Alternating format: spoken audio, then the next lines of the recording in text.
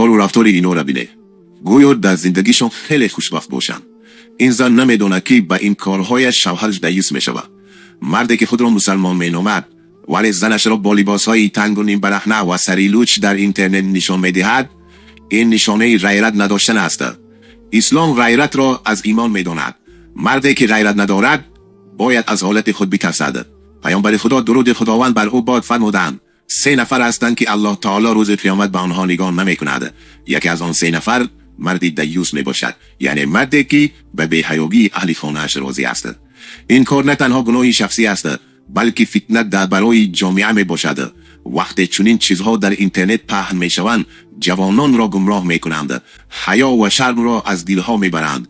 این خیانت به امت است، نه آزادی. ای مرد، اگر تو خود را مسلمان می دانی اول خود را اصلاح کن. زنت امانت است، نه وسیله نمایش. آیا راضی می شوی که دیگران به ناموس تو با چشم شهوت نگاه کنند؟ اگر جواب نه باشد پس چرا خودت این در را می کشایی؟ توبه کن پیش از آن که دیر شود. درهای رحمت الله باز است ولی عذابش هم سخت است. به اهل خانه‌ات حجاب، حیا و تربیت اسلامی را یاد ده. مرد بودن تنها نام نیست، مسئولیت است.